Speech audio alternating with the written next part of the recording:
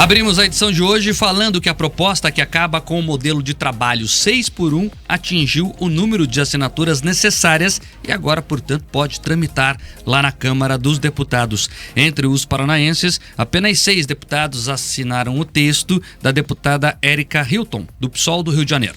A produção do RIC Notícias Opinião procurou os 30 deputados federais da bancada do Paraná e também os 3 senadores do estado para saber como se posicionam a respeito dessa proposta que sugere o fim da escala de 6 dias trabalhados e 1 de folga em paralelo, instituindo que seria uma escala de 4 dias de trabalho e 3 de folga.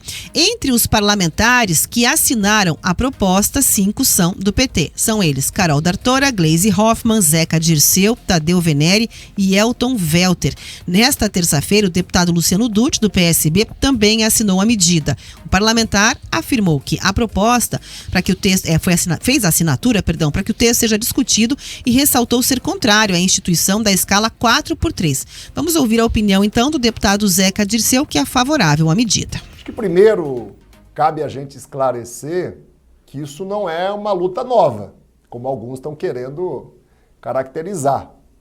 Essa é uma luta muito antiga e é uma luta nossa, que nós há muito tempo temos insistido aqui para que haja uma aprovação de uma mudança na Constituição que diminua a carga horária do trabalhador e da trabalhadora. O presidente Lula, por exemplo, em 88, quando era deputado federal constituinte, lutou por isso, defendeu isso, apresentou medidas em relação a isso. Nós temos uma medida, uma PEC que ainda tramita de 2015, que é de um senador nosso, do PT, o senador Paulo Paim, do Rio Grande do Sul, que fez dos seus mandatos sempre essa uma luta prioritária, né, diminuir a carga horária, o esforço, muitas vezes o sacrifício, o sofrimento do trabalhador e da trabalhadora a cada semana. E mais recentemente, né, a nossa bancada, através do deputado federal Reginaldo Lopes, mas que colheu assinatura, claro, de outros, né, mais de 190, 200 deputados, nós apresentamos em 2019 uma medida muito parecida com essa PEC que agora está aparecendo tanto nas redes sociais. A medida é importante e é viável. Agora, claro, ela vai ter que ser construída, talvez alterada dentro do parlamento, ela vai ter que ser fruto de um diálogo e de um debate com o empresariado do país, com as entidades que representam eles. Nós vamos ter que chamar à mesa os sindicatos, né, que representam uma parcela importante dos trabalhadores e das trabalhadoras. E como as redes sociais ajudam muito, até quem não é sindicalizado, dessa vez, começa a opinar, começa a participar e começa a entender a possibilidade, de fato, da gente mudar a carga horária, mudar a jornada de trabalho. Por que isso é possível? Por que isso é viável? Como é que eu acredito nisso? Porque outros países já fizeram. Do outro lado, 24 paranaenses decidiram não assinar a proposta. A maioria afirmou que se a escala de 6x1 for derrubada, muitos setores da economia serão prejudicados. O deputado Rauli, do Podemos, primeiro diz que é fundamental que seja feita uma ampla e profunda discussão com os setores que serão diretamente afetados, empresariais e sindicais, e somente depois esse tema deveria ser colocado para tramitação na Câmara. O parlamentar diz ainda que, sem um número prévio e criterioso, o debate não tem como seguir na apreciação da casa. Já o deputado Beto Richa, do PSDB, diz que o partido vai discutir uma posição conjunta. O deputado reforçou que é preciso modernizar as relações trabalhistas, mas sem tumultos, e diz ainda que não vai apoiar nenhuma medida que traga insegurança a trabalhadores e empresários ou ameace direitos adquiridos. Já a deputada Luísa Canziani, do PSD, diz que com o fim da escala 6x1, isso tem que ser discutido mais amplamente com o envolvimento de todos, trabalhadores, setor produtivo e sociedade civil organizada. A parlamentar diz entender que o mercado de trabalho está em constante evolução e que é preciso garantir qualidade de vida a todos, mas que também tem que precisam ser avaliados impactos dessa mudança sobre a jornada e o que ela provocará na economia, uma vez que vai atingir vários setores. O deputado Padovani também se pronunciou sobre esse assunto, não é, Rafaela Moron? É isso mesmo, o deputado Padovani do União Brasil reforçou que tem que analisar melhor a proposta e disse que o partido tem se debruçado aí sobre o tema. O deputado Reinhold Stefanes do PSD afirmou que a preocupação dele é com o futuro e que essa proposta vai diminuir o salário das pessoas. O político reforçou a visão de que se a escala 6x1 for extinta, o custo de vida vai aumentar com o preço dos alimentos e dos produtos, além de inviabilizar investimentos de novas empresas no Brasil. O deputado Rodrigo Stacho, do PSD, disse que não assinou a proposta porque considerou que o texto é muito embrionário e carente de mais debates. Ele afirmou ainda que, caso seja protocolado, vai acompanhar as discussões e argumentos de ambos os lados para só então definir o seu voto. Os 3 senadores do Paraná, Sérgio Moro do União Brasil, Flávio Arnes do PSB e Oriovisto Guimarães do Podemos, afirmaram que só vão se manifestar se a proposta avançar na Câmara a ponto de chegar ao Senado. Olha, em paralelo a essa discussão na Câmara dos Deputados, a Federação Paranaense de Turismo, a FETurismo, e a Confederação Nacional de Turismo se posicionaram contra esse projeto por considerarem que, além da escassez de mão de obra e da falta de desejo da nova geração de ser CLT, o texto invade as peculiaridades das atividades econômicas e enfraquece as negociações coletivas e também as individuais nas relações de trabalho. O presidente da FETurismo, Fábio Aguaio, reforçou a posição contrária da instituição em relação ao projeto da deputada Érica Hilton. Vamos ouvir. Olha, nós do setor de bares, restaurantes, casas noturnas, especialmente do trade e do turismo, através não só da Abrabar, da FETurismo e da nossa confederação, Senetur, nós somos contra essa PEC, porque além de ela não ter um debate amplo, ela é uma cortina de fumaça em várias situações aí. Esse debate tem sido discutido com a sociedade civil organizada através das entidades patronais, junto com as centrais sindicais. Nós temos aí mecanismos legais hoje que dá a possibilidade das empresas instituírem folga ampliada e outros mecanismos que beneficiam o trabalhador. Para isso que serve a convenção coletiva, os acordos coletivos. A própria reforma trabalhista deu esse avanço. Nós hoje temos o trabalho intermitente, regulamentamos recentemente o home office, que a pandemia fez essa necessidade. Então, tudo foi se avançando. Eu acho que a gente não pode retroceder agora. Eu acho que o debate tem que ser muito mais amplo. A gente vê aí aquela mesma situação, essas mesmas pessoas que dizem proteger o trabalhador, quando se fala em automoção nos setores, que, como é o caso do esporte combustível, que gostariam de ter o autoatendimento, também poderia beneficiar vários trabalhadores que ficariam em casa, com 50% da bomba. Acho que isso não é legal. Então, eu acho que tem que ter sempre um debate mais maduro. Não podemos levar isso na emoção para fazer um pano de fundo para questões mais sérias. Vai aumentar o custo das empresas, vai aumentar os preços das empresas. Hoje nós temos escassez de mão de obra, a automoção é uma coisa nova que tem aí. Então a gente precisa pensar sério antes de debater esses projetos. Então o nosso posicionamento é claro, vamos trabalhar no Congresso. Essa PEC não vai tramitar normalmente, ela vai ser pensada com outras propostas que são semelhantes. E o nosso setor, junto com outras entidades, vão trabalhar junto aos parlamentares para que essa proposta não avance, mas que, e sim, fortaleça as convenções coletivas de trabalho, que é o caminho ideal. Não só através de uma norma geral, mas pela peculiaridade e particularidade de cada segmento, cada atividade econômica.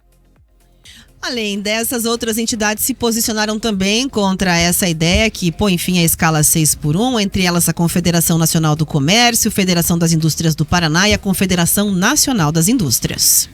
Essa proposta é estapafúrdia, eu vou explicar depois, mas vamos lá. Vamos analisar primeiro o movimento social que está acontecendo. Primeiro, mais importante de tudo, a esquerda entendeu que as pautas identitárias não mobilizam mais, pelo menos não no volume e na força necessária para impactar a sociedade.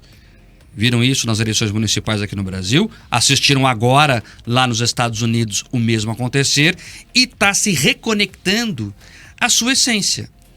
O Zeca Dirceu acerta quando fala aqui que essa pauta é antiga, é lá dos anos 80. A redução de jornada é defendida por setores da esquerda lá nos anos 70, 80, com força, aquele sindicalismo lulista, inclusive, que pautou isso. Então a esquerda entende a necessidade de se reconectar com a massa de trabalhadores. ela está distante. Quer a prova? Quando você pega o resultado das eleições americanas, o Partido Democrata só venceu, Moron, na Califórnia e em Nova York, na prática. Nas regiões mais ricas, na parte mais rica da Califórnia, São Francisco, a Kamala é de São Francisco, daquela região ali, e lá na outra ponta em Manhattan. Ou seja, o nome mais à esquerda não conversou com a classe trabalhadora. Quem conversou foi o bilionário Trump. Por quê? Porque ele rejeitava essa pauta identitária e chegou a falar de igual para igual. Nós vamos fazer a América grande de novo, você vai ter emprego. A esquerda entendeu isso, finalmente, e se reconecta a essas pautas antigas. Ela veio com essa nova roupagem que está incomodando o PT, inclusive. Ela vem, ganha o debate público, na verdade, pelas mãos do PSOL.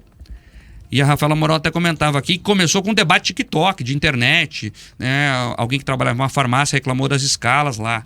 E ela pautou e olha o volume que ganhou. E ganha mesmo, porque as pessoas são interessadas, a sua folga, na sua jornada de trabalho, obviamente. E a direita foi pega de forma desprevenida. Eles não entenderam direito, tanto que há debate na direita. O senador Cleitinho de Minas Gerais é a favor da proposta do PSOL, por exemplo. Já o Nicolas Ferreira fez vídeos contra. Então o pessoal está ainda entendendo o que está acontecendo. E eu acho que isso é interessante. Enquanto movimento social, o debate ser requalificado. Acho que temos que ouvir todos e esse debate é necessário. E a esquerda entende que é na economia que mora o segredo das coisas. Falando de economia, por que a proposta é inviável? Para se falar em redução de jornada de trabalho, nós temos que falar em eficiência da produtividade. É isso. Dá para reduzir a carga horária se você aumentar a produtividade. E quando eu falo produtividade aqui, não estou falando que em outros países as pessoas trabalham mais que no Brasil. Não tem nada a ver com isso. Tem a ver com meios de você entregar o seu trabalho. E aí tem 3 pilares, que é a formação. Nós temos que ter profissionais bem formados para produzirem mais, para conseguirem produzir mais, para aprenderem a produzir mais. Isso é um aspecto cultural. O Brasil tem que entender esse novo momento e oferecer isso aos trabalhadores atuais e os futuros principalmente. Tem que ter infraestrutura. Você precisa de uma infraestrutura funcionando para circular as riquezas e isso ser facilitado. Você tem que ter uma estrada duplicada entre o principal polo de produção agrícola do estado e o porto que escoa essa produção. Você precisa ter, né, uma infraestrutura ferroviária para conectar as indústrias a outros centros mais distantes e assim por diante. Isso é aumento da produtividade. E principalmente depois a organização das empresas. Isso é mais fácil, né? Cada empresa vai ter que entender esse momento. Mas os 2 primeiros itens são importantíssimos. Então tem que resolver isso tudo, para aí sim falar em queda da jornada. É o velho discurso populista. Parece muito bom. Eles fantasiam o seguinte: olha, o patrão, aquele senhor malvado que usa uma cartola e aquele monóculo assim, sabe, o tio Sam endemoniado, tá explorando o pobre do trabalhador, ele tá levando a mais-valia. Isso é Marx puro, aplicado. Por isso que eu falo que a esquerda está se reconectando ao que ela sempre defendeu. Só que quando você vai ver na prática, você precisa oferecer condições da produtividade aumentar para o trabalhador não acabar pagando o preço. E por que eu falo isso? O deputado Zeca Dirceu também trouxe, outros países implantaram, a Califórnia implantou. Não deu certo. Sabe o que aconteceu lá? Desemprego. Porque os empresários preferiram investir na automação do que nos postos de trabalho. Então, se isso não for muito bem pensado, pode ser um tiro na água, Moron. O movimento começou aí de forma espontânea, tem um impacto muito forte do ponto de vista do trabalhador. E é claro, tem uma promessa muito sedutora. Quem é que não gostaria de ficar mais tempo com a família, mais tempo em casa, né? Mas a dúvida é exatamente essa, a questão da viabilidade econômica que vem deixando aí muitos setores de cabelo em pé, inclusive com o apontamento de que os pequenos empresários seriam aqueles que seriam mais afetados com os altos custos que seriam provocados pela proposta. Então, Há todo um debate que ganhou as redes sociais, muitos deputados assinaram a medida sentindo a pressão, porque até sexta-feira eram 70 assinaturas. As assinaturas foram crescendo à medida que a sociedade foi trazendo a pressão em torno do assunto.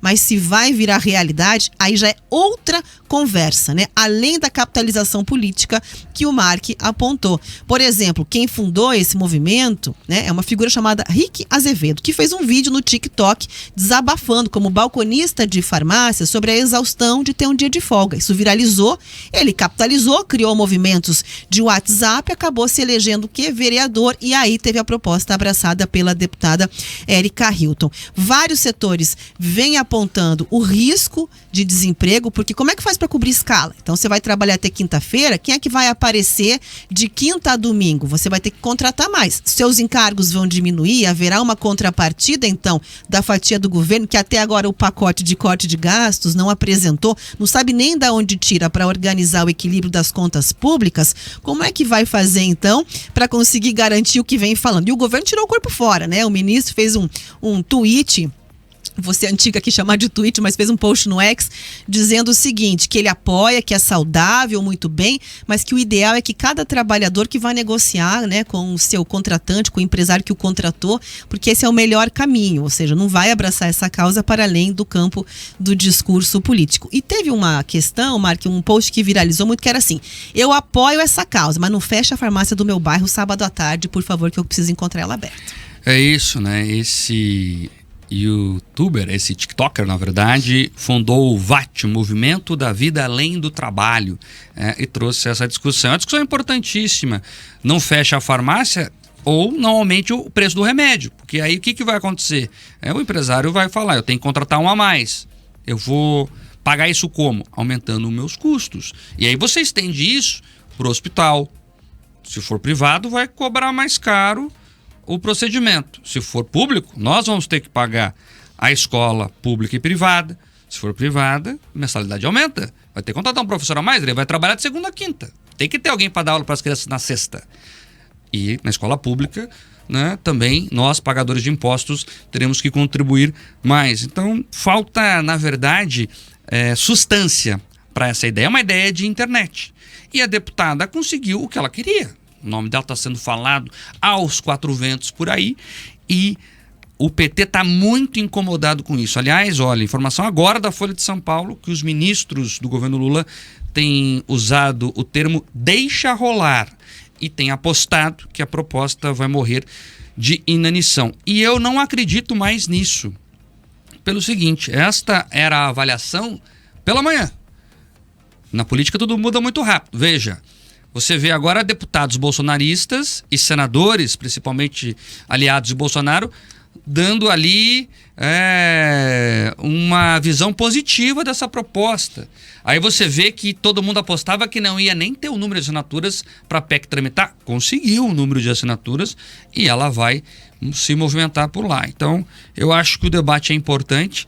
É importante que o setor produtivo explique exatamente o que pode acontecer, até para os trabalhadores aí decidirem, cobrarem seus parlamentares sobre o que fazer. Interessa todo mundo e eu acho interessantíssimo que a esquerda entendeu que tem que trocar o discurso, a direita está perdida até agora, entendendo o que fazer, e o setor produtivo, que é quem faz conta, que é quem entrega lá o serviço, na última instância, está bastante preocupado, porque sabe que o número existe e ele vai cobrar, literalmente, a fatura.